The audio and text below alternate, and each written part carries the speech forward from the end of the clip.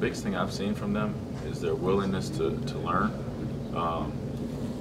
Because obviously those guys are all talented. I mean, they wouldn't be here if they weren't. But I've seen tremendous, physical traits from them. But the thing that I really like about those guys is that they all want to learn.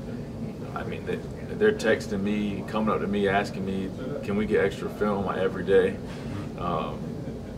That's something that I think is awesome. And I'm more willing to help them. And those guys are they've been doing a really good job. And I just told them yesterday, y'all are probably the most advanced group of freshmen that I've seen here since I've been here, and I've been here a while. So it's kind of cool that you've got that job along with making plays. You really got more than one thing to do. Most people just want to make plays and get better, but you kind of have a dual role when you're older, I guess. Yeah, and that's your responsibility, because that's what the older guys did when my class first came in. It's kind of just how the cycle works, and I think it's vital to the program, because you teach those guys how things go, and that's how the culture is, carried on, and so those guys will hopefully pick it up and they'll appreciate it. Then 2-3 years down the line, they'll be so comfortable that they're doing the same thing for the next wave of guys, and it just keeps carrying on. I think that's one of our biggest keys to all the success we have around here.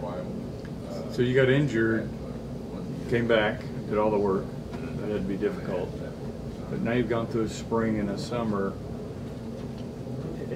Any carryover from the injury mentally or as a motivation factor or anything, or is that just in the past, you don't even think about it? For the most part, it's in the past. I'm really just locked in and focused on my senior season.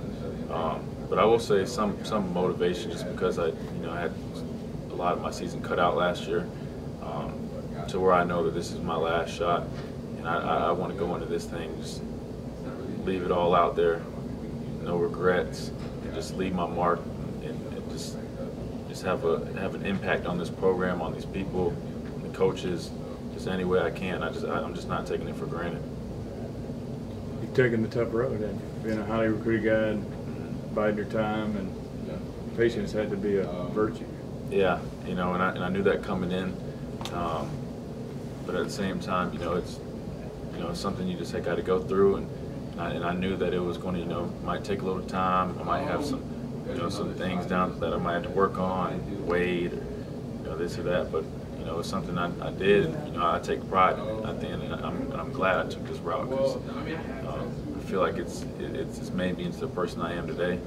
I think it's going to prepare me for any other trials I might face, and like I said, it's really just everything's just been a blessing, really. Is it easy for you guys to block out the noise regarding the quarterback situation, or has it been a distraction for you guys? Oh, it's easy for us, because we're locked in on our opponent, but obviously right now we're locked in on ourselves.